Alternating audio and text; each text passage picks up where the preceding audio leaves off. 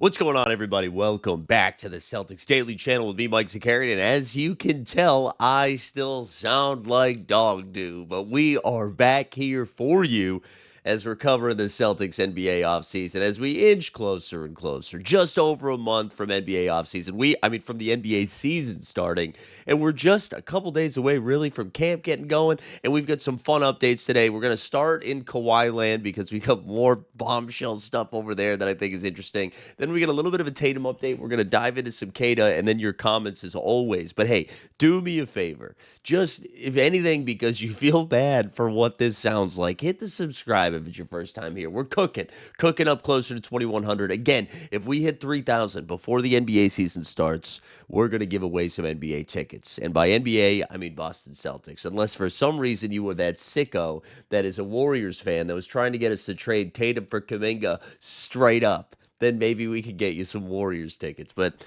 hit the subscribe. And let's give away some NBA tickets. All right, let's get into it. So Pablo Torre, who just continues to light the world on fire with his reporting, came out yesterday with even more damning information on the Los Angeles Clippers. But before I even get into what was reported, the NBA, according to Spotrac, or reporting by Spotrac, has already come out and said, don't expect a ruling on the Clippers and Kawhi Leonard until after the All-Star break. So that means, that is 2/3 of the season. I know the All-Star break feels like it's the halfway point, but in actuality, like by mid to late February, we're like 2/3 way through the regular season. But an interesting wrinkle about that, if you want to put on your tinfoil hat and get all conspiracy theory with me, the All-Star game, guess where that's being held? The Intuit Dome, the home of the Los Angeles Clippers. So miraculously, Adam Silver and the league has decided it's going to take a few months, February to be exact, in order to get the ruling down. Now, listen, it really could take that long to get like a very thorough investigation. What I would say is Pablo Torre seems to have led the investigation for you. You can honestly just consume about 5 hours of podcasts over the last 3 weeks and come to a pretty clear conclusion that the Clippers might be effed. So yesterday's revelation was that they've got text messages from Uncle Dennis to financial leadership of this fraudulent aspiration company. He's got more people on record. He's got different executives or former executives of this aspiration company all on board, basically saying that the Clippers, and one more like crazy thing about this is that Mark Cuban has come on, and if you guys haven't been following, like Mark Cuban is losing his gosh darn mind out there, tweeting, going on different podcasts, including Pablo's and others, with Kendrick Perkins and one, saying why this is bullshit, why this didn't actually happen, and it's not good reporting. But in the episode where Cuban gets on with Pablo Torre, he basically outlines how he would do it. If this was actually happening, this is how he would do it. And he talked about how they wouldn't let the company go under. They would continue to funnel money into this fraudulent company to keep the scam afoot, if you will, right? Excuse me, you're going to get a couple of sniffles, some ASMR allergies for you. But what ended up being proven, or allegedly proven, is that what Mark Cuban described is exactly what Ballmer did.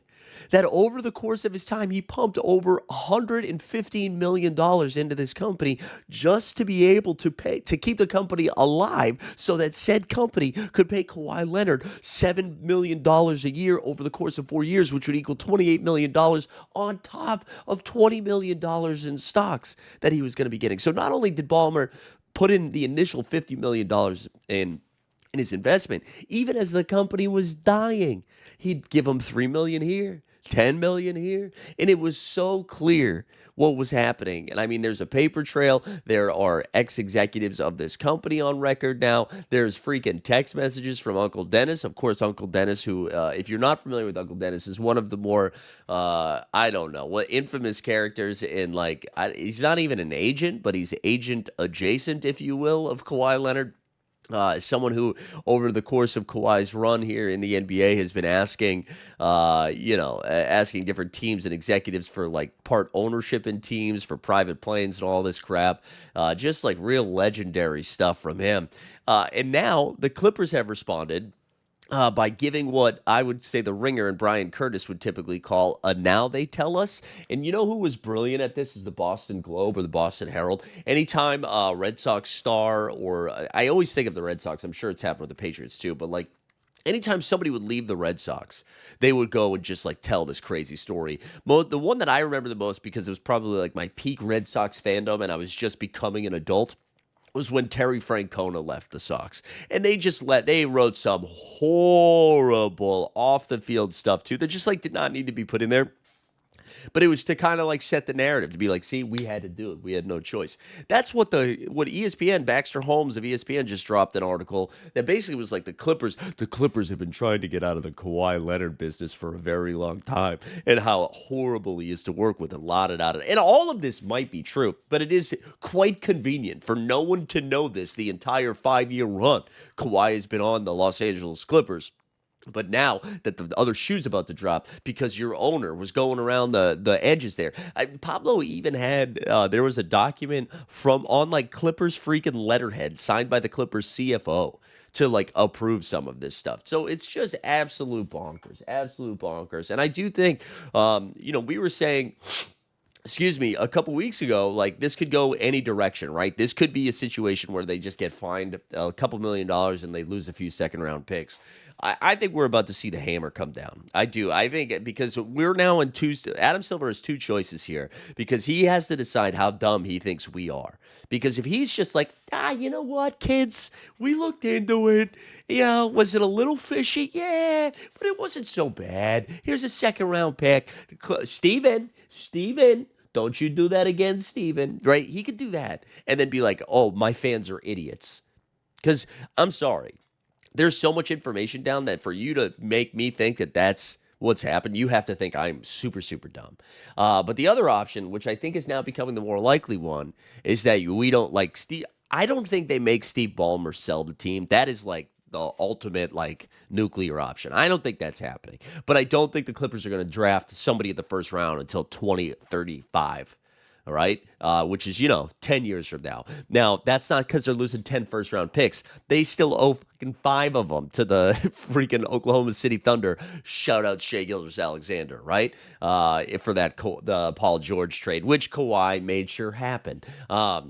So starting in 2030, I imagine they're going to lose the next few handful of picks. And also, I would venture to guess that whenever this ruling comes down, and again, it might not be till after the All-Star break, you're going to see Kawhi Leonard off the Clippers because they're gonna void the contract. I think that's what's gonna happen. We saw it happen with Joe Smith, and people have been varying if they think this is worse than what Joe Smith and the Timberwolves did or less than. I think it's gonna be considered worse just because of the magnitude, the amount of money, and the level of a player that this is, also being done by the richest owner. So the Clippers are going to be in a weird spot. I'm curious, like if the NBA is really not going to deal with this until we get to the end of basically the end of the regular season, you have to imagine if you're a reporter worth anything, before and after every Clippers game, they're going to be asking both the Clippers teams, the players, management, coaches, they're going to be asking them about it. They're going to be asking the opposing team about it. Podcasts, like it's just going to be nonstop. So there is some incentive for Silver and the NBA to get this taken care of sooner rather than later. We'll have to wait and see. We'll have to wait and see. Speaking of waiting and see, let's talk about our Beantown boys, baby. Jason Tatum. I saw a good report. I think it was on 98.5 yesterday, talking about how the Boston Celtics brass, the front office, management, if you will, is very, very happy with the speed of Jason Tatum's recovery, which brings back the age-old question of the offseason. Will he, won't he play again this season? They went on to say, like, just how happy, like, Tatum was not required to come back to Boston and do his recovery in Boston. But, outside of him going to Duke for a week to train and rehab or going out to St. Louis for some events, Tatum has been in Massachusetts, been in the Celtics training staff basically since he got the surgery and has been working very hard and seems to be like a month or so ahead of schedule. Now, I still stand by this. I think the most likely scenario is Jason Tatum does not play this NBA season. I know he got the surgery as soon as he did. I know all that stuff. But you do not want to be in the spot where you are potentially bringing him back too soon and make things worse. I know they won't do that. I'm just saying, I feel like it does not make sense to try to rush him back. The one scenario where I could see like the twinkle in his eye, and all of a sudden Tatum is on the court running through warm-ups or whatever, is if this goes down. He's on pace to be back, like the recovery guys. I can't believe I'm doing this. We got booger central here. Whether he's coming back, or what I could see the scenario. Say like Embiid only plays 30 games. Sixers are like a 9 seed. Cavs are looking okay, but beatable. Knicks are okay, beatable. Celtics are somehow flirting with the 4 seed, and now it's March. And Tatum, all of a sudden, they're like, oh, some on-court activity. Tatum's with the team at practice today, getting some shots up, all these things, right?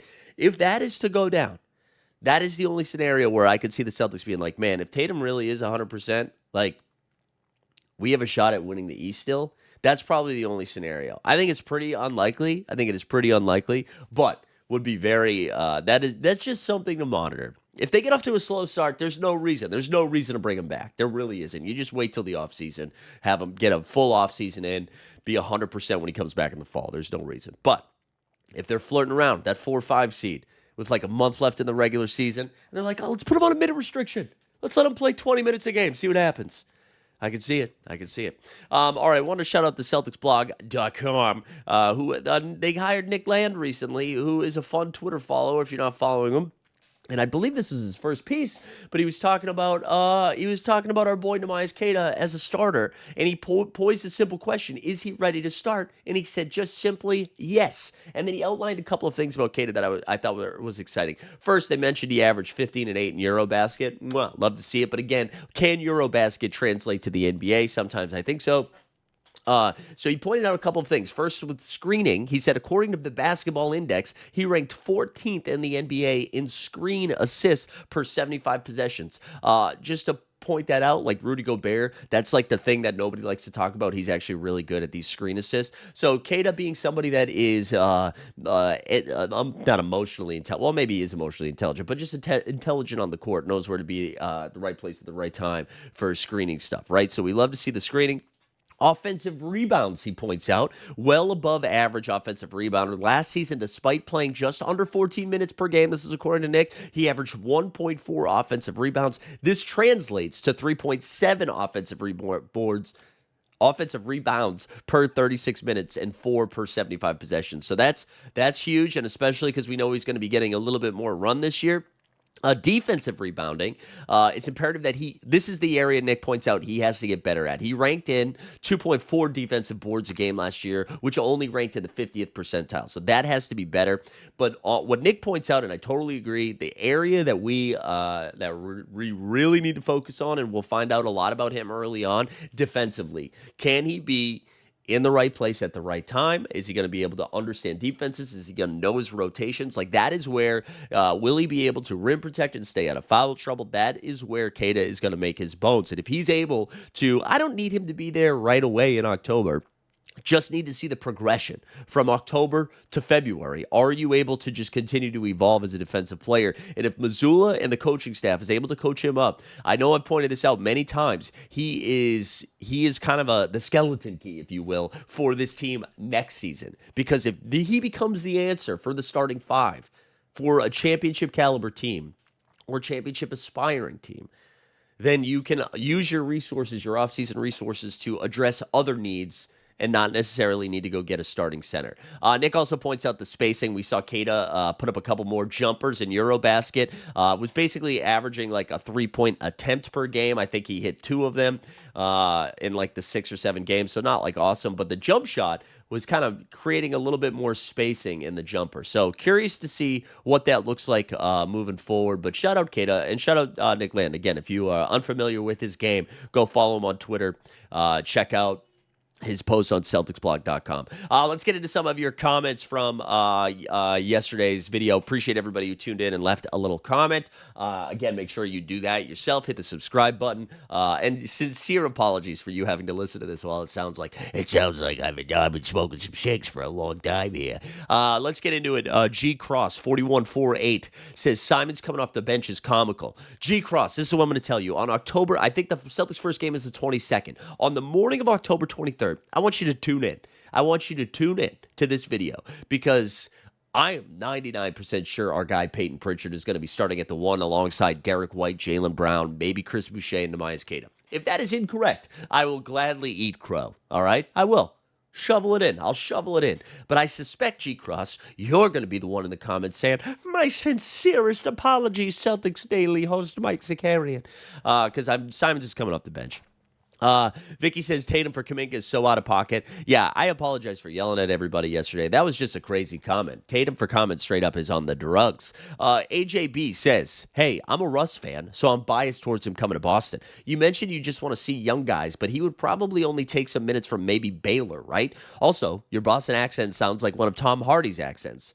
Okay, I'm gonna take it as a comment, but I mean a compliment, but I can see that going both ways about Tom Hardy. Yeah, I guess that's true that Russ might only take Baylor minutes, but I just think when you add somebody that is gonna like a guaranteed basically 25 to 29 minutes off the bench, that takes away a little bit from everybody. I think, but mostly Baylor probably. I would say a little bit of Hugo too, maybe a little Jordan Walsh. But point taken, point taken. NBA update says pass Russell Westbrook by Ben Simmons. We're not doing Ben Simmons, guys. It's 2025. We're not doing Ben Simmons. Mikey says medium rare vibes only. I can dig it. All right, shut up, Mikey. Medium rare. We love medium rare. That's how I get my burgers and my steaks. Let's go. We got a lot of people making fun of that Jonathan Kuminga thing. Wesley Lee says keep Simons, trade Sam. Trade Sammy Hauser for Nick Claxton and sign Westbrook and let them cook and get ready. I mean, listen, I am pro Nick Claxton. I don't know if that's enough money saving. We'd actually be taking on more money, Sam Hauser for Nick Claxton, so I don't know if they would do it. And then Scraven Drolton says trade Tatum for Ant Edwards. The Tatum disrespect has got to stop. That's going to do it for me today. I'm going to go take some... You know what? I was going to say some Dayquil, but YOLO. It's Friday. Let's start the weekend early. We're going to sip a little NyQuil, I think, and then call it a day. Appreciate everybody tuning in. Thanks for hanging out. We will see you next time. Have a good weekend, y'all.